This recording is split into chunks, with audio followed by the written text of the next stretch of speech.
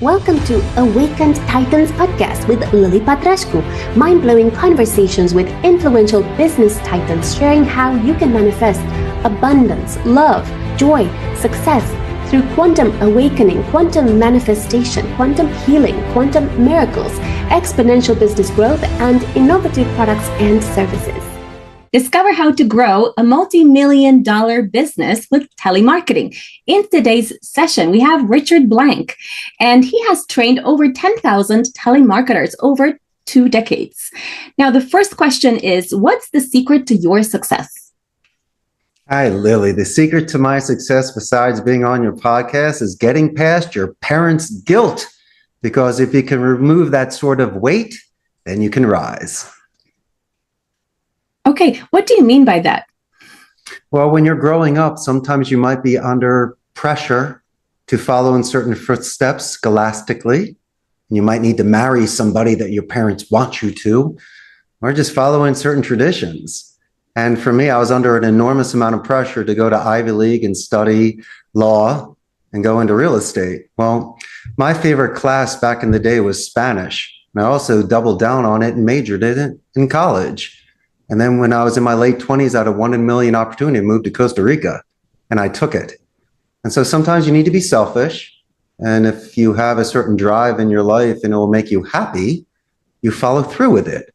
And little did I know I was using that sort of foundation, Lily, and that sort of momentum to then fall into this opportunity to be able to start a call center. I just came down here for a couple months to work at my friend's center, to take a breather for a bit. Little did I know I stayed, learned the business from the inside out.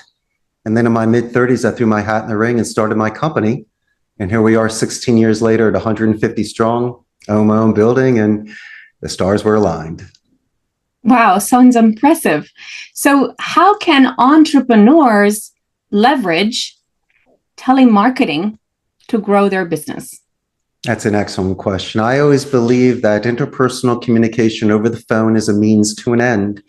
Today, more people are thinking of omni-channel, non-voice communication, such as chats and emails and texting, and that is fine. But there's also miscommunication, misinterpretation, and latency. When we speak with people, it's almost like a concierge service now. You can really retain a client, get an upsell, maybe get a referral. And if you do get, and you look at this in a mature way, an exit interview, so you can hear what you did wrong and what your client did correctly in order to earn that business, so you can make proper adjustments. And it's the greatest way to get the most intel, to have that sort of intimate relationship with your client and really get to know them. And also, I believe resolving issues much faster and giving them a much better experience. Now, think about it this way. 10 years ago, people were sick of telemarketers. Now, think about how many texts you receive a day, and then think of how many voicemails you receive a day. And then finally, how many calls you get a day. And so it's really kind of the reverse of what it used to be. And if you properly represent your company in the best light, if you're prepared with due diligence with whom you're calling, having your script and your rebuttals and being well-versed, then you play your percentages. And if you build a proper pipeline, and you marinate it and you work it, don't be surprised if you make $1 million. I mean, it's the old school hustle, but it works. Okay. Now, my question is, to get leads for your business, you need first perhaps some people that are targeted and interested in what you have to offer.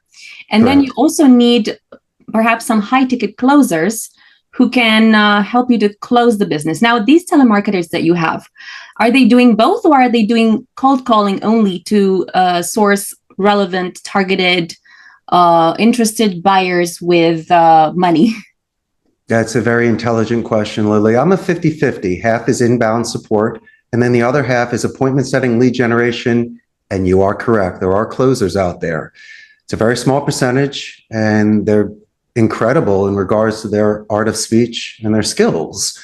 And so for us, I think the easiest thing for us to do is to tee it up for the client in the United States, where we can do the cleaning, the filtering, the qualifying. I suggest hot lead transfers. If not, you set it on a shared online calendar for them to call back. Naturally sending them the recording for their review and for quality assurance and to understand the client. And plus, if you supply us with a voicemail and email template, we can really keep that lead hot and keep it going for you and work it as a team. Now, these skills can be learned. A lot of people do come in with certain personalities, but they don't have the discipline and the structure. You really need to follow certain scripts, and there has to be active listening and engagement. And my favorite thing, Lily, is a positive escalation. If I can get it past the pitch and get through the secretary and get through to you, Lily, before I even introduce myself, I will compliment that individual that assisted me. I'll do it verbally, and I'll also do it in writing. So when I do happen to call your company back and your assistant answers the phone, they're going to thank me. They're going to say they've been with you for 10 years, and I'm probably the first person to ever compliment them. And so these are the sort of good faith action steps that you can do prior to any sort of contract. So even though my price may be as competitive as India or the Philippines, and I might not be as large as Amazon, I can give you that sort of first-class service that some people need in order to really use that budget and really grow their projects and scale accordingly.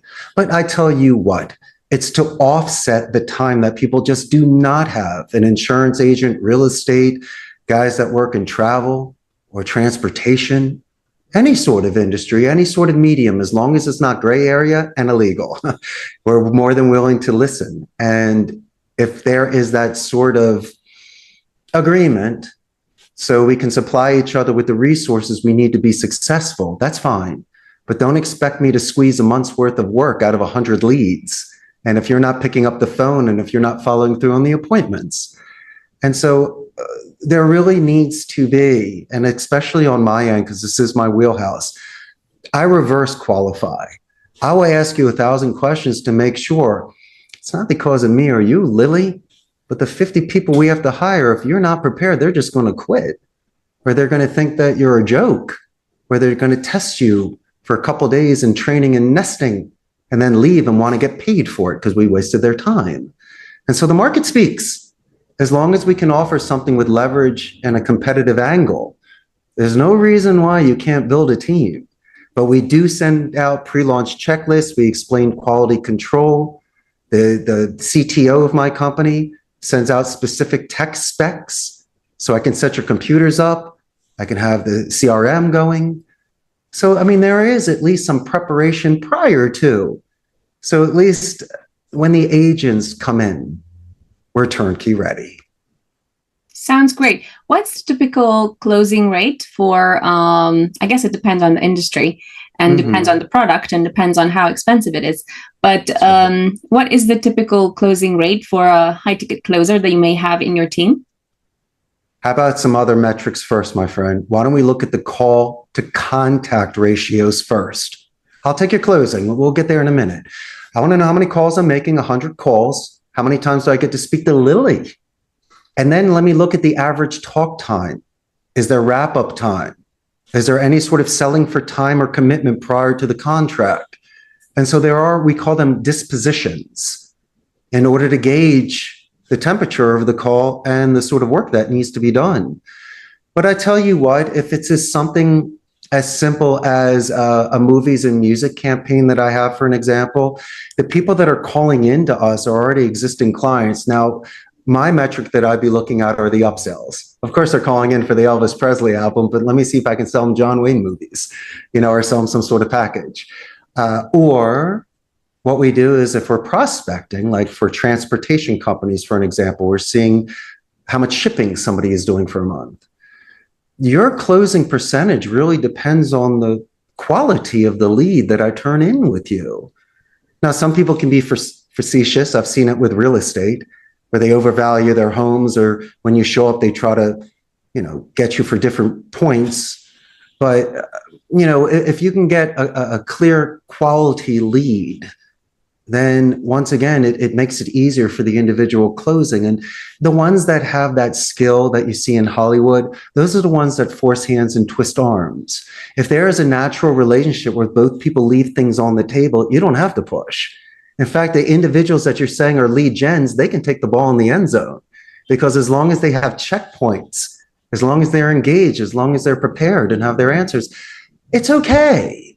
A B player can close for you, or if it just gets to a certain point, then have the closer jump on the call and shadow or work with you. And these are the sort of things, Lily, that if you're going to be building a team, you just do it in certain stages and you see who can learn quicker, who has the potential. But if you're willing to invest in a process and work with telemarketing, there's no reason why you can't slowly build this team. But listen, I've had people close 2 deals in a month, but it's more than enough. And then these other people have to hustle 5 a day. So it's depending if you're striking in the gold or you're panning for it. But at the end of the day, you got to get that ounce. It just depends on how it's done. Thank you. And how long does it take to train a team in order to sell super high ticket products like 25K and higher? It really all depends on the script. If you're giving me extremely technical words, it might take us a while to learn how to pronounce it correctly, or if I got to write my scripts phonetically. So at least I say things correctly. Like in real estate, for an example, you can't say escrow, it's escrow, come on. And so there are certain things you have to switch. But I tell you what, if somebody has been in this industry for 10 or 15 years, they might have bad habits. That might be a cancer, that might be tainted or jaded. But if you bring an individual that's bilingual, which to me bears the mark of higher education, you can mold them. You can really adjust them accordingly and grow them quick. Because once again, they don't have bad habits and you're their mentor. It's a squire to a knight. But to answer your question, a lead gen person, you could have somebody up and running within a day. You can have them testing calls in a half a day. I always believe that if anything and nothing, give the agents at least 4 hours of soft skills training. Maybe let them do some research of the company, meet the owners of the company, get to hear a few recordings. I mean, just don't expect them to just jump right on the phone. They can, but no, let them ease into it a little bit and hear some examples. And so I always believe that if you give somebody a recording, okay, and take out anything sensitive, that to me has been the fastest ramp up, in my opinion, compared to having somebody repeat it, okay, because they can pause it, they can listen to it at their convenience. They can even do the most intelligent thing, Lily. They can pause it and look up certain vocabulary words that they don't understand because it's a second language. Once they understand it, then they go to the thesaurus and learn similes on it to expand their vocabulary and sound more diplomatic and strategic. This is just not what you see in Hollywood. To get somebody for a high ticket item, 25 grand, 100 grand, $500,000, $1 million. I tell you what, you want to know something interesting? When you're going for the $100 deal, those aren't fun. But when you speak to a gentleman or a lady that deals with $500,000, $1 million plus deals, they're the easier ones because they are so open-minded to listen to every idea because they're a certain player at that level. It's the ones that have been burnt before and realize how hard it is to make $5. I mean, can't be penny wise and pound foolish. And so it like if you saw that movie, The Pursuit of Happiness, where he switched the list upside down and called the big shot. The big shot was going off to a baseball game and says, hey, buddy, come on down and see me. I tell you what, as a CEO of a company, if someone calls me sir and doesn't research my company and really is just reading a script, I'll let you do it because I have empathy towards you. But it's really not a good pitch. But if someone starts talking about my pinball machines being from Philadelphia, running this cool Art Deco looking call center, you just bought yourself 5 minutes, Lily. It's yours to lose. And I think all you need to do is just buy a little 30 seconds to 5 minutes worth of time to continue your checkpoints and your pass to pitch. It could be done for $1 or for $1 million. Either way, it's the same play. Wow, so interesting. And what about, like, for example, I run a lot of events. Yeah. And I tried before to use the power of some telemarketers, and it hasn't really been that successful. I haven't somehow been able to transmit what I know to them. And so they haven't closed anything. So I finally had to make all the calls myself. But what would you recommend in terms of being able to successfully transmit what you know to the telemarketers? Is it that you have to create a script and then to get them to listen to some conversations that are recorded, and then to give them a list of objections and how to handle those objections, and to even think ahead of some objections that perhaps were not even mentioned by any of the entrepreneurs you were speaking with, and then to kind of give those as well and hope for the best? Or do you recommend something else?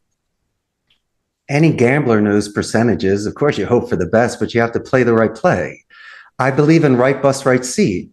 I'm not going to put somebody in there if they have the courage to do it. That's fine, but they might not produce. It's not the right place for them to be. And what a shame, because if they had 10 Lilies making phone calls, I guarantee the percentages would be different. I also believe in listening to the phone calls and doing quality control. Listen to their rate of speech, how loud they're speaking. Are they pausing? Are they asking transitional sentences? Are they using tie-down questions? If things make sense or sounds good. You know, they're just more engaged. They use the military alphabet with individuals. Do they give options and wait for positive or negative reinforcements in order to, instead of going horizontal, vertical, and asking open-ended questions? It's just knowing the dance, Lily, and maybe prolonging a conversation a couple more minutes, or separating yourself from just a typical telemarketer. I wasn't there in your room and hearing that people make calls and you're the nicest person, but I guarantee if I had listened to them, I'd probably be grading them at a C+, 75 to an 80%, because they'd probably be lacking on certain soft skills. Let me give you a couple examples. Simple examples that can readjust a tone, because these are the $1 million ideas. The simplest things are the easiest things. You need to change certain vocabulary because it can evoke an ego defense. I will never use the word help on the phone. I've changed it with assist, guide, and my favorite, lend a hand, because it's an image streaming word. You get the double score. I never say, excuse me, Lily. I say, hey, Lily, for my clarification. Was it ABC or 1, 2, 3? Because we fall on certain swords. In chess, you have to sacrifice pieces. And I know your dog is barking, your cell phone's terrible, and I can't hear you, but I'm not going to say, excuse me, it's my clarification. And then when you're locking in appointments, you ask them at their convenience. And then if you really want to hedge it, let them know it's tentative. It's pencil, not pen. I still locked you in, but I can erase it and reset it if you have to. If something comes up, I don't want to force your fit. I like giving wiggles. You know, life is made of zig and zag. And so as long as you're not so stiff and you give people not options for out, but a wiggle option like a tentative compared to concrete and convenience compared to best. These are the sort of things that add up. And once again, how about this? Military alphabet. Why? So Lily, your email doesn't bounce back. And don't assume I can pronounce your name properly. You always ask, you know, in order for me to pronounce it properly, how do you pronounce your beautiful exotic name? And I tell you what, anchoring. Military alphabet is just one example. 30% of the people have served or know somebody that has served. So instead of ending the call, you and I are talking, it's like an encore, talking for another 5 minutes about you serving in the military, me thanking you and calling you a hero. And you wonder why I get this business. Well, when you compare me to others, I'm consistent, I'm sincere, I came prepared. And instead of just talking about my rates and telemarketing and stuff like that, we're going to talk about 4 or 5 fun things on the side, because no one else is prepared for that. And it's going to ease you up a little bit. And it's going to allow me to be able to properly give a delivery compared to you being distracted, comparing me to others, feeling rushed, right? Or just putting my information in a pile. We call these romantic deaths because if you're going to get hung up on, I want to have a beautiful 30 seconds or a minute before that individual, you know, hangs up the phone. But we've reduced the we're good, thanks. Is this a salesman? What are you selling? We're good. No. We use a company name spike in the beginning, Lily. We're going to say, hey, how's the Waiting Titans podcast doing today? And they're going to say, we're doing great. It's like you're using your anonymity, not the whole call, just in the beginning. Why? So I can go, hello, compared to who's this? Come on, you just got the positive reinforcement. They're not asking what you're selling. They want to know who you are. And then I use a buffer boomerang technique. Yeah, buffer boomerang. I'm going to say, Lily, that's an excellent question. My name is Richard Blank. You do the name drop to filter it. You let you know it's a great question. I repeat the question so you don't have to repeat it anymore. And then I send it back happy. And I do it all day long. What's the name of your company? What are you offering? Where are you located? I knew you were going to ask that, Lily. My company's located in Costa Rica. Come on, it's easy to do. And then you get to pass the pitch, you do the positive escalation, and you get transferred. So if anything and nothing, in the beginning of a call, I do a company name spike, 2 buffer boomerangs, and a name drop. And if you still hang up on me, hey, at least por lo menos, at least I got something out of the call. I sounded great. Yeah. And then I move on to the next one. And so telemarketing is done on rhythm. Can't beat yourself up. You know the game. Have a strong chin. But I tell you what, there are ways to jump clouds. And there are ways to feel good about yourself regardless of the outcome. And if you combine all that into one big package, Lily, I think your audience will be exceptionally successful over the phone. Thank you. Now, one thing I've experienced sometimes is when I speak to entrepreneurs, and of course the packages are very expensive, from 25K upwards. And sometimes they say, oh, let me speak to my wife, or let me think about it, or send me the proposal and I'll, pay it straight away. And sometimes there's, ghosting that happens after that. Sure. So I'm wondering, how do you make sure that, especially when you have these super high packages where people tend to have to consult with their wife, or it could be also a very good excuse. How do you make sure that they actually sign on the call and pay immediately, as opposed to thinking about it, and as opposed to consulting with their wife or consulting with their dog? Or Of course. I expect that on some. So you say, I have to speak to my wife. Of course you have to speak to your wife. I'm not going to take that personal. But then I have been taught this. Okay, Lily, so you would like for me to send you some information, and I will do that. But once you see that my company and I are legit, I want that commitment from you for a follow-up phone call, for an appointment, for the contract, for your wife to be there for an answer. You're not going to ghost me on that. You want the email? Fine. I want to at least have a commitment from you after reading it to move forward to that next step. You can still do first downs before a touchdown. I mean, I'm not going to force you to sign that day. I mean, even myself would like to read about you first and think about it over the evening. And there's nothing wrong with pondering. A lot of the deals are made if you put it out there, but not pressure, but then sell for time. When I will call you back. Some people may ghost you. Well, then you know what? I tell you what, if you really want to look at the real play, somebody should be forthright with you in the beginning. It's great that you want to look at it. I want to research you. I'm interested. But if you say, well, when would be the most convenient time? Thursday, 2 p.m. No problem. I at least want to know then where we stand. And if you have any questions before that, let me know. And so you got your hot, your medium, and your cold, which is the 3 to 6 month touch. But then again, it's either fear or ego, or they've been hurt before. And, you can talk about some of these broken hearts. And I tell you what, unless you really do take certain risks in life, you'll never know what it's like to be on the big stage.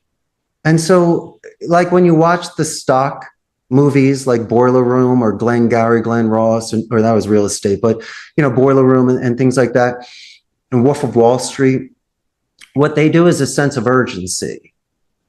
And it depends really, if your product has a sense of urgency attached to it, fine. But if it's the kind of thing that will always be there, like a nice jacuzzi or a Porsche, this guy can take his time. But if you only have so many seats, like your seminar, or once again, who knows where you're going to be in business from now, you might miss the boat. You can put that out there a little bit and give certain examples of back in the day, when you decided to stay home and not go to the dance, or you didn't train hard enough and you didn't play well in athletics, or you didn't take advantage of certain things scholastically and you didn't get the sort of results that you're looking for. And so, maybe not everybody has a $25,000 experience and decision that they have to make, but you can talk about the things that they did in certain stages of life prior to that. You could even call them out. Go, listen, Lily, you run a company right now. You got 35 people working there. What was it like when you signed that first lease, or you had to get those first, 20 computers? When you built that sign, that neon sign that's outside of your building? Come on, man, those things are at least 10 grand. and you're complaining about, look what you just did. And you know that you got business from it because people drove by on the highway and complimented it. And so maybe if you can scale them, you can discuss with them. It's almost like putting more plates on the side of the bar. And you can let them know that they can carry a little more weight. You've already shown me you could do it. How about this, Lily? 4 of the projects you did were already 7 grand. So that's 24 right there. Oh, come on. You already did 4 things that cost 7 grand. You can even go through their inventory and let them know that they've already spent that and you've already made money back on that. I'm just not splitting it up. I'm giving you the chunk. And so those are the sort of things, instead of pushing one way, you can talk about another way. Even for me, if somebody says, Richard, you got 150 people, do you have to buy 150 computers? Yeah. And some people needed double monitors. And don't kid yourself, I'm not talking about the uncomfortable chairs, the nice back and the armrests. That costs money too. Air conditioning units, had to drop money on that. Come on. There's 1,000 things we can talk about that cost me 10 grand or 20 grand. And you say, come on, Richie, look what you just did with the air conditioning. That was 15 grand. This extra 25 will give you this return here when you've had those air conditioning units for 7 years already. And so I look for things to talk about like a best friend would, like on the side slide. Put your thing aside for a minute and see if you can add 4, 5, or 6 things in their business that will be equivalent to their thing, and then combine it to how many years they've been in business. They already got the return on it, and we're good to go. You're almost playing with the house's money. Oh, wow. Now, you are very proud to have the largest collection of restored American pinball machines and antique Ricola jukeboxes in Central America, making gamification a strong part of CCC culture. Okay, yeah, so my question is, how did, having this collection of American pinball machines help you to create perhaps a culture of happiness and contentment, and helped you perhaps towards creating this large business? Yes, Lily, my favorite topic. I tell you what, recess was the best class back in the day because you could play, you could make friends, you could let off steam, you could recharge your batteries. It's a happy medium. And, most companies have a couple games or pool table, ping pong or something. I wanted a game that they couldn't get at home. So I got 11 pinball machines, an air hockey table, got a couple fighting machines, Pac-Man. And it's nice for me. It really allows the people to, it's almost like a runner running in place at a stoplight. If they get off the phone after 2 hours to go downstairs to have a cigarette or sit on their phone, they're going to ice a kicker, they're going to cool. But if they're on those machines, they're still working their hand-eye coordination, their mind and their body. So they're super fresh when they're going upstairs again. They're not cold. They're feeling good. And they're making friends. They can hang out with me. And they can have a certain other side that's competitive. So if they win a game, they can really go upstairs and have a strong second half. And I tell you what, I got the room for it, discretionary income. I grew up in the 70s and 80s, and these machines were non-attainable. It was only for, arcades and rich people. And so for me, one man's trash is another man's treasure. Once these arcades started going out of business, got a couple buddies of mine in a truck, and we'd drive a couple hours to some guy's bodega and pick up a couple machines for pennies on the dollar, fix them up, restore them, and I'm living a child's dream. But it was beautiful for me. I got the space. It makes it unique. Gamification is excellent in any sort of company culture, because instead of forcing you to go out and have drinks or to do other activities that people don't want to do, this is something they choose to do. And when people play together, they really have that sort of bond. You see a different side of somebody when they laugh and they compete. Thank you. And have you awakened to the titanic power that you have?